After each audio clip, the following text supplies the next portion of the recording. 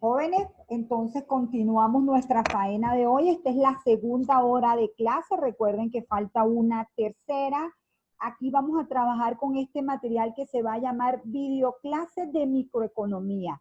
La idea es que este es un material de apoyo al tema 1 y una relativa transición al tema 2 en el sentido de que les va a permitir, cuando veamos la macroeconomía, ya tener una idea bien completa de lo que es la microeconomía. Y por otro lado, es una presentación de cierre de las unidades 1 y 2, haciendo énfasis en elementos que son importantes a la hora de entender esta materia, como por ejemplo, al final de cuentas, cómo se calcula el precio de un bien, ¿ok? Entonces, empezamos con la primera lámina.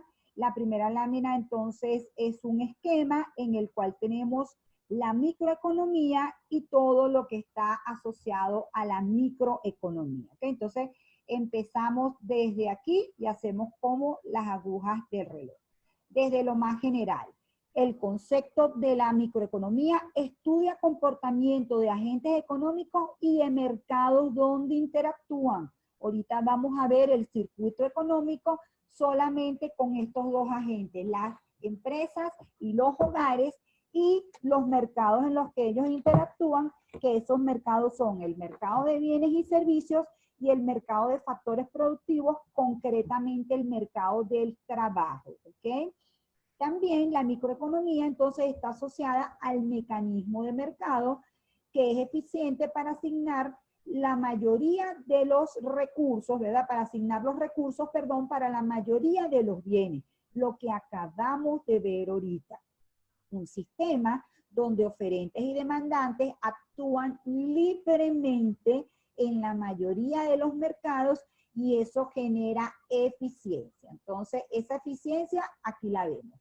La eficiencia entendida como un mercado donde existe competencia perfecta, ya a nivel práctico le pudiéramos prescindir un poco de la palabra perfecta, pero siempre la palabra competencia tiene que estar presente y de alguna manera entonces que haya libre juego de oferta y demanda. Estas personas definiendo lo que va, cuál va a ser el precio de equilibrio y obviamente reaccionando al precio de equilibrio. Luego, dentro de la microeconomía, vamos a tener el punto de equilibrio como esa situación donde nadie puede mejorar sin perjudicar al otro, ¿ok? Todo esto lo abarca la unidad número 2. Luego tenemos lo que es la empresa, que es un actor central en esta forma de organizarnos para satisfacer nuestras necesidades, y esa empresa o esa oferta se encarga de producir y vender un bien para obtener ganancias, ¿ok? En ese sentido, para producir, esas empresas deben combinar recursos. Los recursos los llamamos factores productivos y corresponde al capital físico, al capital humano y a la tecnología. También podemos incluir en forma general los recursos naturales, ¿sí? Luego, ya esto es ir un poco hacia el mundo del individuo que vimos en la unidad 1, y entonces, así como tenemos oferentes, tenemos la otra cara de la moneda, muy importante, que son los demandantes. Entonces, los demandantes son estas personas que buscan maximizar su utilidad.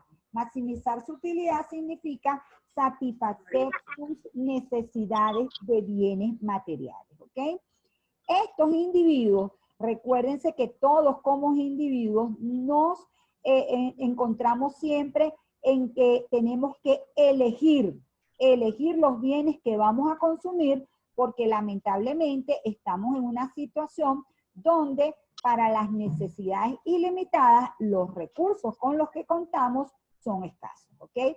Y esto lleva entonces a la elección, a tomar una decisión, a hacer jerarquización de las cosas que vamos a consumir o de las necesidades que vamos a satisfacer, y siempre que tomemos una elección vamos a incurrir en un costo de oportunidad que tiene que ver con las cosas que hemos dejado de hacer porque tomamos esa decisión. Entonces, esta dinámica siempre va a permanecer en la cabeza de los consumidores a la hora de escoger los bienes que va a consumir y las necesidades que va a satisfacer, ¿ok? Entonces, esto sería el ámbito general de lo que es la microeconomía. Entonces, volviendo al concepto, el concepto nos decía que tiene que ver con comportamiento de individuos.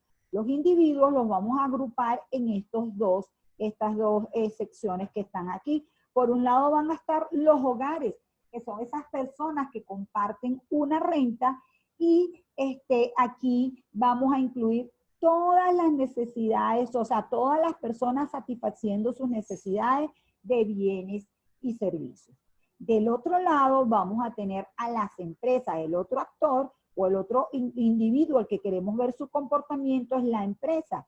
Y esta empresa entonces va a ser la organización que se dedica a producir y a vender. Ojo, el dueño de la empresa forma parte de los hogares. El gerente de la empresa forma parte de los hogares. El trabajador de la empresa forma parte de los hogares. Aquí lo que estamos representando es la organización, la institución que se encarga de producir y vender. ¿Ok? Entonces, ¿cuáles son los mercados en que esos dos actores se desenvuelven? El mercado de bienes y servicios y el mercado de factores. ¿Qué ocurre en el mercado de bienes y servicios? Las empresas son oferentes de bienes y servicios y los hogares son demandantes de bienes y servicios. ¿Qué ocurre en el mercado de factores?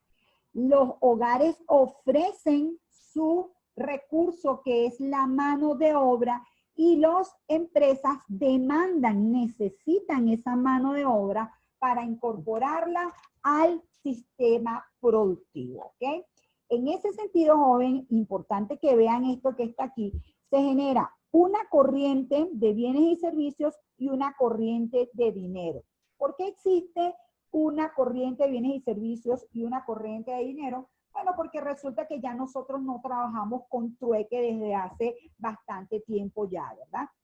Y lo que ocurre es que existe una mercancía común que se llama dinero, la cual se intercambia por el resto de las mercancías. Entonces, generalmente lo que ocurre aquí son transacciones económicas, en las cuales usted intercambia un bien o un factor productivo por dinero. Entonces, aquí lo que es, aquí cuando vemos esta flechita hacia acá, estamos hablando del bien que se está intercambiando, y cuando vemos esta flechita en contrapartida que está aquí, es porque la empresa que dio el bien está recibiendo a cambio unas unidades monetarias o unos precios.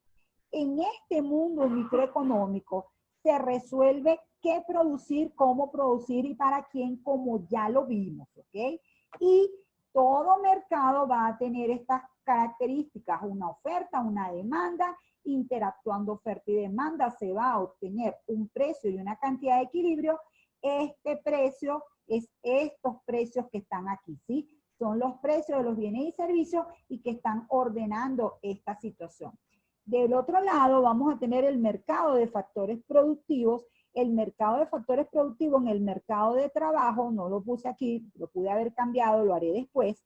Vamos a tener una gráfica en la cual va a estar la oferta de trabajo, que son las empresas, la oferta de trabajo, que son los hogares, la demanda de trabajo, que son las empresas, y allí también donde se intersectan oferta y demanda, vamos a tener un precio, que es el salario, y vamos a tener una cantidad, que es la cantidad de trabajo contratada, ¿ok?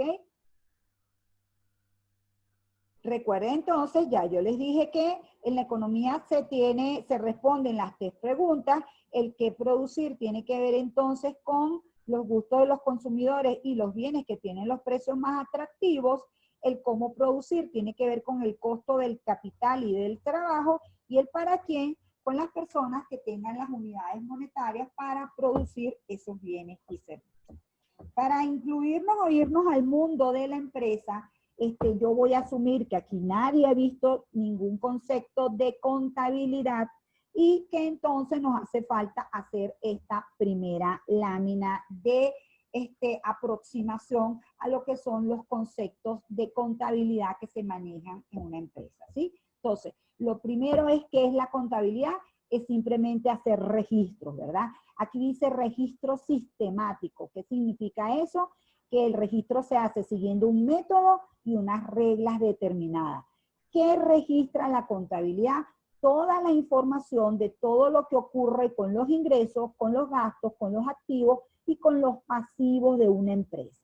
Todo eso está expresado en unidades monetarias. Por ejemplo, si es Venezuela, está expresado en bolívares, ¿de acuerdo? En ese sentido, por un lado vamos a tener los estados de resultados y por otro lado vamos a tener el balance general. Por el lado del estado de resultados, lo que vamos a ver es movimiento de ingresos y gastos, porque los movimientos de ingresos y gastos nos permiten obtener el beneficio o la ganancia de la empresa, ¿ok? Por el otro lado va a estar el balance general, que van a ser las cuentas de activos y pasivos que permiten saber cuál es el patrimonio de una empresa. ¿Qué vamos a considerar un ingreso? Toda entrada de dinero, todas las unidades monetarias que recibe la empresa por la venta de su producto, ¿ok? Eso es lo que es un ingreso.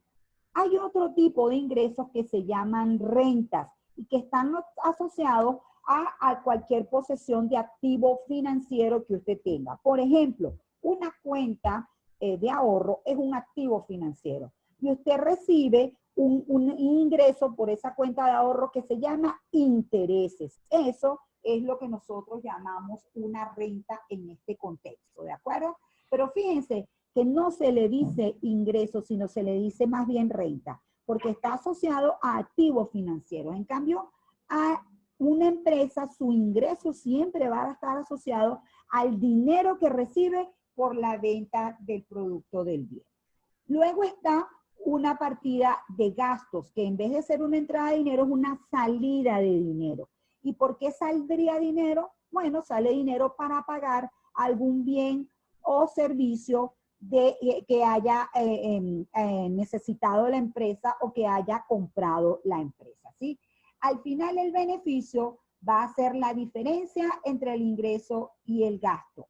Es decir, el beneficio es la ganancia que se obtiene de la actividad comercial de la empresa y esa diferencia también la llamamos, recuérdense, ganancia. Ganancia o beneficio son sinónimos. Aparte, ya como partidas, esto es unas variables de flujo. Esto ocurre cada año, cada semestre, cada trimestre, dependiendo de cómo sea la contabilidad de la empresa. Y estos movimientos al final tienen impacto sobre unas variables que llamamos de saldo. ¿De saldo por qué? Porque son esa variable hasta, por ejemplo, el 31 de diciembre, ¿sí? ¿Qué ha ocurrido con el activo en el 31 de diciembre? ¿Cuánto activo tiene la empresa? ¿Cuánto pasivo tiene la empresa? ¿Y cuánto patrimonio tiene la empresa? ¿Sí? ¿Qué va a ser un activo, jóvenes? Bienes que tienen una alta probabilidad de generar un beneficio económico en el futuro. Eso es lo que llamamos activo. Si usted tiene un celular, para usted eso es un activo. ¿Por qué? Porque usted puede en un determinado momento vender ese celular y va a obtener un ingreso por él. En cambio, generalmente, usted por su ropa, por su comida, es más difícil que usted tenga un beneficio. Eso no se llaman activos, sino se llaman bienes de consumo, ¿ok? En cambio, estos son bienes que obviamente perduran en el tiempo y que tienen esta capacidad de generar un beneficio económico en el futuro. En el caso de los pasivos, es una deuda o compromiso que ha adquirido una empresa o individuo. Y el patrimonio no va a ser otra cosa que el conjunto de bienes y derechos que tiene una persona o una empresa. Es decir, la diferencia entre activo y pasivo. ¿De acuerdo? Entonces, hasta allí la primera aproximación a lo que son los conceptos de contabilidad, que es importante que ustedes los manejen, aunque sea de esa forma general. ¿Cómo se calcula el precio en una empresa? O sea, una empresa va a estar todo el tiempo viendo si está la oferta coincidiendo con la demanda y entonces el mercado de equilibrio. No, ¿verdad? Eso es una ley que funciona para el mercado como tal. Pero ¿qué hace cada empresario en su terreno? Unos de forma más sofisticada, otros de forma más intuitiva. Lo ideal es que si usted monta un negocio o usted ponga a alguien a administrar ese negocio que sepa de eso, o usted cada vez aprenda más sobre los principios contables y los principios económicos que están detrás de ese negocio, porque si no, probablemente la posibilidad de tener éxito no sea la más alta, ¿sí?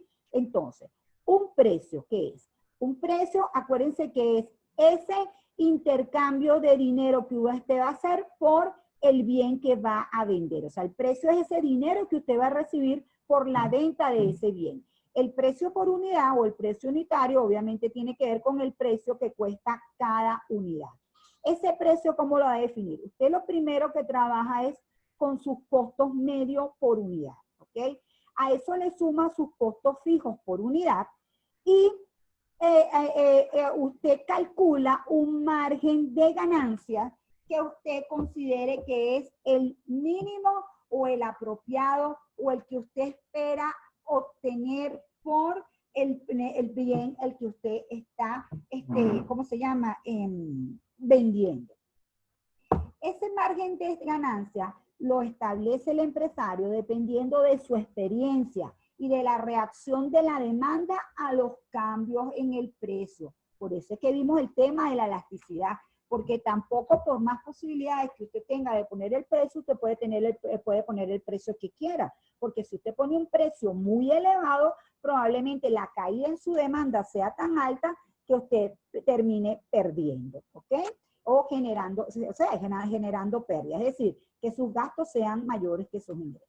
Entonces, como puede ver, el empresario fija el precio, pero el ingreso dependerá del precio y de las cantidades que pueda vender.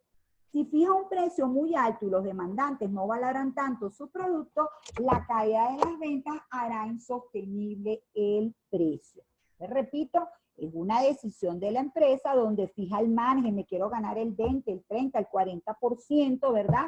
Por encima de los costos, y la base de cálculo son los costos de la empresa. Por eso es que es muy importante lo que es entender el concepto de costo. Costos son aquellos gastos asociados con la producción del bien, ¿ok? Ese es el término de costos. En ese sentido, entonces, aquí vamos a tener un balance de las, un resultado, un balance la contabilidad de ingresos y gastos de una empresa, y entonces el renglón de ingresos está conformado por las ventas. ¿Y cómo se obtienen las ventas? Las cantidades producidas por el precio al que produzco esa cantidad, ¿sí? O sea, yo defino el precio, veo cuántas cantidades voy a producir y eso me da un total de ventas.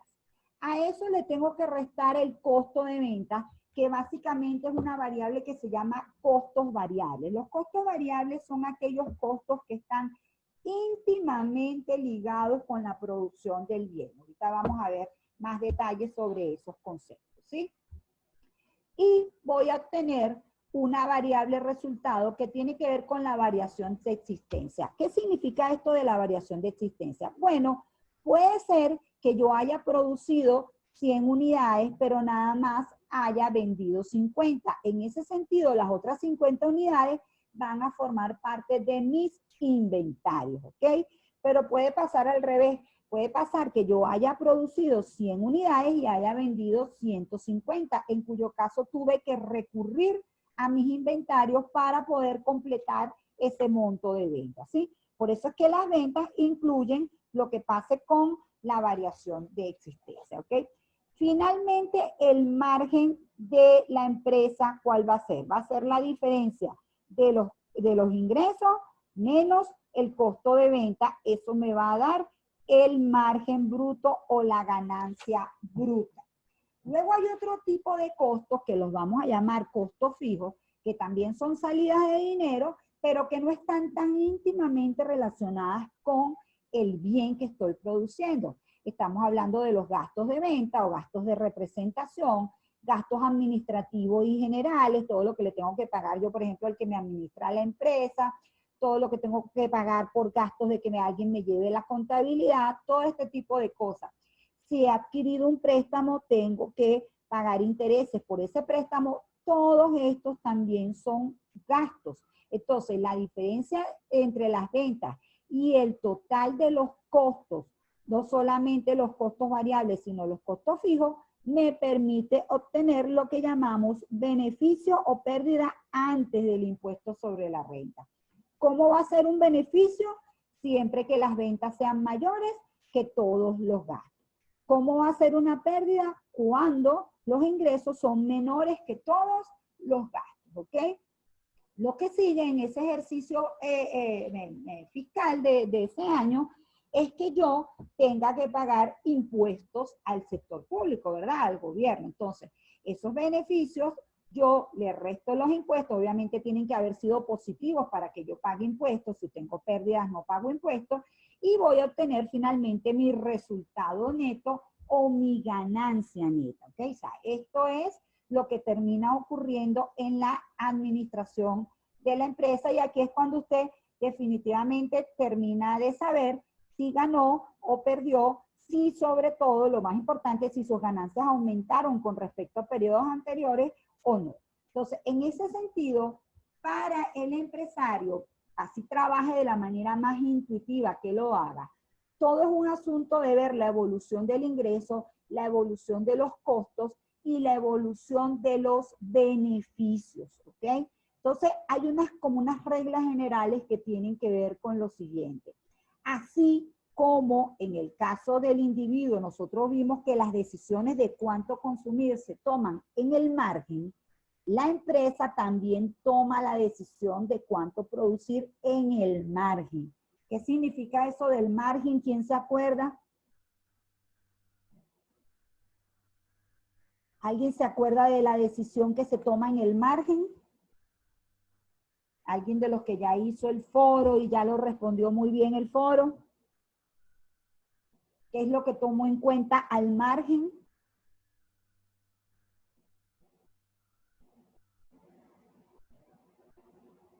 ¿Nadie? Jóvenes, poco a poco nos vamos a ir acercando al parcial, así que es importante que ustedes, ¿cómo se llama?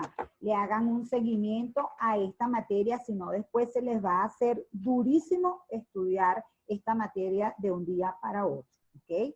Fíjense, las decisiones al margen tienen que ver con que usted evalúa lo que pase con sus ingresos y sus costos con la última unidad que usted incorpora, es decir, con la unidad adicional. Usted no se enfrasca en el valor total ni en el costo total, sino usted va evaluando cada vez que incorpora una unidad qué le pasa a sus ingresos, qué les pasa a sus costos, porque obviamente si usted no toma en cuenta lo que pase con la unidad adicional, pues usted no va a saber si está ganando o está perdiendo. Ay, perdón.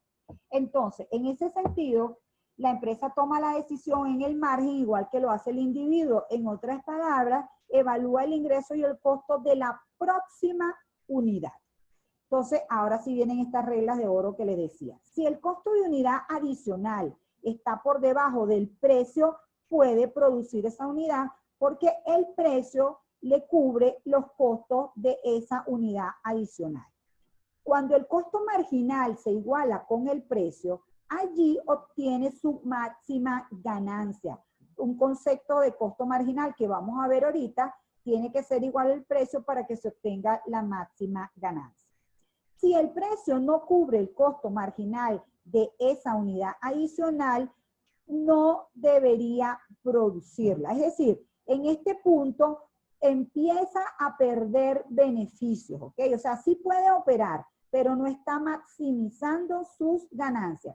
Muchas empresas trabajan sin maximizar sus ganancias porque a veces o las situaciones no están dadas para que yo gane lo que me gustaría ganar o lo máximo que podría ganar, sino mucho menos, ¿sí?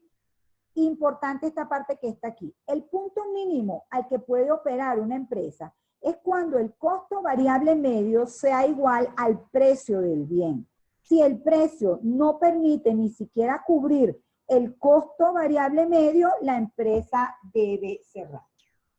Entonces, si se dan cuenta, esta fórmula sencilla que está aquí, de que el precio tiene que ver con el costo medio por unidad más el costo fijo por unidad más el margen de ganancia, ya implica tener una serie de conocimientos sobre muchas variables y es lo que vamos a tratar de hacer ahora. ¿Alguien quiere preguntar algo antes de continuar?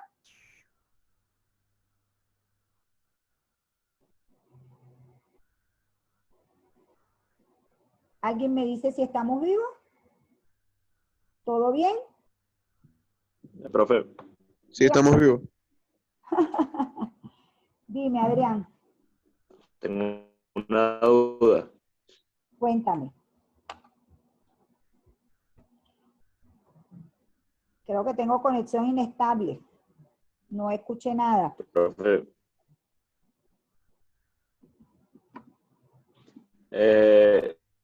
Cuando un producto no es producido, cuando un producto no es producido en el país, profe,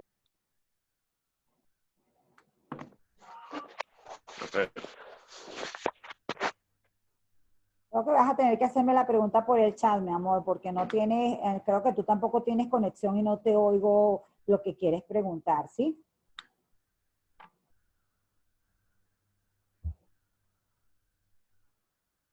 Bueno, jóvenes, como el tiempo es oro, fíjense, aquí les tengo entonces un ¿me comportamiento de escucha? producción.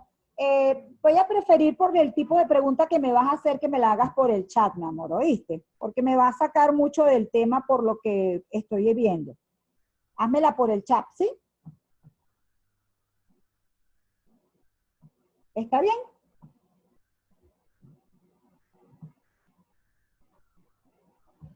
Bueno, jóvenes, repito, aquí quiero dar la idea de que de que tenemos que tener muy claro que no importa el negocio que la persona tenga, tiene que entender cuál es el comportamiento de la producción, porque la producción va a tener un comportamiento determinado en el caso de un año específico, ¿sí? ¿Qué quiero decir con esto? Que usted va a tener siempre un número de trabajadores, ¿verdad? Y dependiendo de ese número de trabajadores y la capacidad instalada que usted tenga en un momento, que es lo que llamamos capital, usted va a ser capaz de producir hasta un máximo de ese bien, ¿sí? Aquí entonces les tengo el ejemplo de una producción, que ya me quedan 10 minutos, les tengo el ejemplo de una producción de, ¿cómo se llama? Una empresa que trabaja por hectáreas y que produce trigo, ¿sí? Una producción de trigo. Entonces, un poco para que se entienda mejor la idea de la ley de los rendimientos decrecientes. Entonces, fíjense que esta curva ya la hemos visto antes porque es la función de producción. Y cuando hay un empleado aquí, la empresa es capaz de producir 0,55 hectáreas de trigo, ¿sí? O sea, el total de toneladas métricas por hectárea de trigo. Cuando incorporo 5 trabajadores, esa producción aumenta y fíjense que aumenta muchísimo. De 0,55 pasa a 5 toneladas métricas por hectárea. Pero ya cuando voy por el trabajador 9, ya este incremento no es tan alto como este, de 5 pasa a 7,20. Y de hecho, si yo incorporo un trabajador adicional o si yo sigo incorporando trabajadores, al final me voy a encontrar con que inclusive la producción puede caer. Entonces, este comportamiento es una ley muy, muy importante que tiene que ver con la productividad marginal del trabajo, es decir, la productividad que va a generar cada unidad adicional tiene el siguiente comportamiento. Primero, la productividad aumenta muchísimo, pero después llega un punto que llega al máximo y después empieza a caer. Y hay que tener cuidado con esta trayectoria porque cuando esta productividad marginal llega a 0, significa que si yo incorporo más trabajadores, que si yo produzco una unidad adicional, pues simplemente el efecto va a ser negativo. ¿Por qué? Porque imagínense un espacio físico donde empiecen a trabajar personas, es la mejor forma de visualizarlo, y primero van a haber pocas personas y van a estar siendo muy productivas, pero en la medida que usted involucra más y más trabajadores, pues va a haber desperdicio de tiempo, va a haber gente que se va a dedicar a otra cosa, ¿sí? O sea, es una ley que se cumple, jóvenes, que se cumple siempre. Es decir, la producción aumenta hasta el punto que la productividad marginal de trabajo sea cero. En ese punto estamos en la parte de máximo técnico. Si produce más allá, se reduce la producción total. Entonces, fíjense, vamos con calma. Aquí tenemos el número de trabajadores, aquí tenemos la producción. Fíjense que arranca en cero cuando no tengo ningún productor, aumenta 0.55, 1.42, 2.50, 3.81, 5, 5.80, 6.53, 6.95, 7.20 y 7.30. Siempre aumenta, ¿ok? Esto que está aquí. Pero cada vez que aumenta, lo hace en proporciones distintas. ¿Cómo saco el producto marginal? El producto marginal va a ser la diferencia en la producción.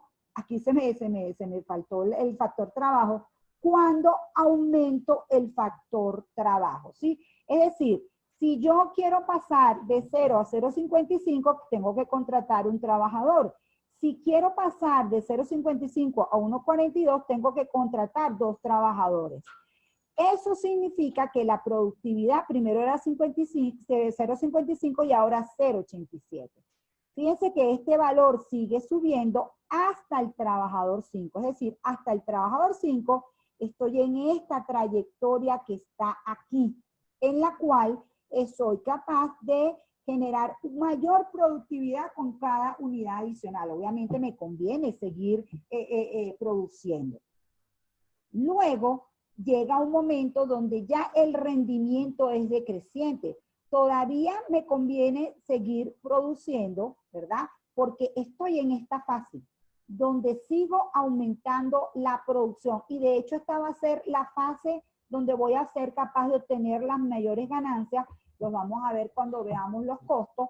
Así que estoy en este tramo que está aquí. A mí no me conviene estar en este tramo porque hoy estoy desperdiciando capacidad de producción a menos que las ventas estén flojas. Pero si las ventas están bien, yo tengo que quedarme en algún rango de lo que está aquí. Lo que sí es seguro, cuando no vemos los costos, sino solo la producción, es que hay un punto máximo que llamamos técnico en el cual el producto marginal ya se acerque a cero. Cuando se acerque a cero, ya yo no puedo seguir contratando trabajadores para aumentar la producción. Repito, estamos hablando de un periodo de corto plazo en el cual está la capacidad instalada, no estamos haciendo nuevas inversiones y lo que estamos haciendo es combinar trabajo e insumos para producir. Estamos decidiendo cuánto vamos a producir, incorporando trabajo y, por supuesto, incorporando insumos. Probablemente usted no haga estas cuentas que están aquí a ese detalle, pero es importante que entienda que esta ley se cumple inexorablemente. Esa ley de la productividad marginal del trabajo, ¿ok? Porque además inclusive es una ley que se cumple para el capital y que se cumple para otras variables. Fíjense, así como está el producto marginal, está el producto medio, que tiene que ver no con la productividad marginal, sino con la productividad media. ¿Cómo tengo yo la productividad media? Bueno, simplemente divido el producto total entre el número de trabajadores. Y en ese caso, me voy a encontrar con que la productividad, fíjense, va aumentando en la medida que yo voy incorporando trabajadores, pero la productividad también tiene ese comportamiento de que llega un momento en que empieza a bajar. No significa, repito, necesariamente que porque la productividad del trabajo empiece a bajar, yo debo dejar de producir, porque es esta franja que está aquí.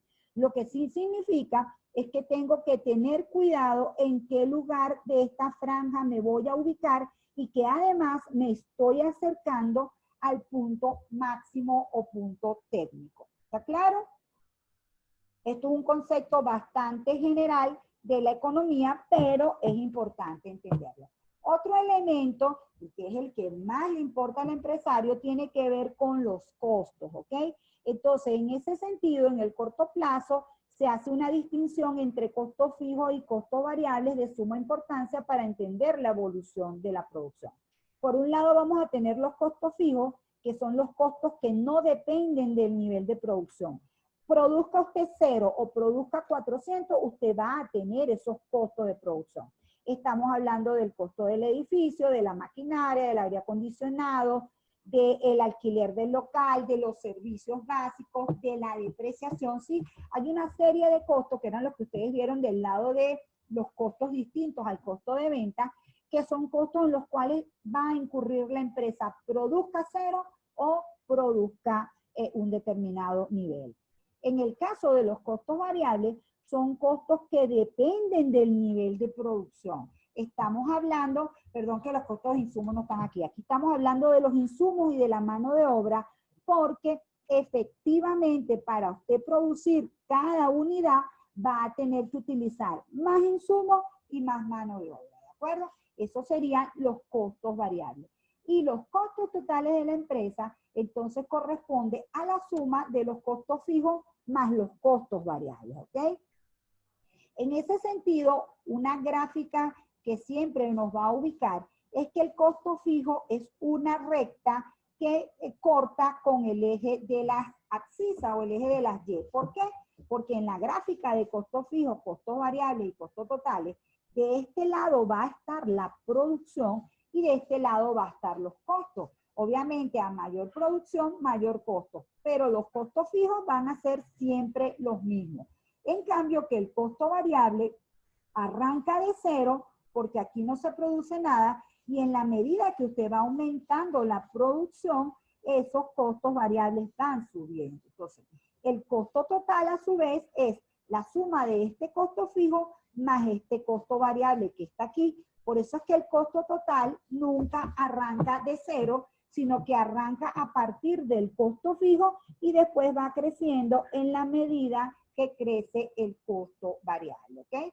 Entonces, ya hemos visto dos variables importantísimas que son lo que tiene que ver con la producción y cómo la producción es combinación de capital y de mano de obra y lo que tiene que ver con los costos. Vayan asimilando todos esos conceptos en estos 10 minutos de break o menos de 10 minutos y nos vemos para una tercera oportunidad. ¿Está bien?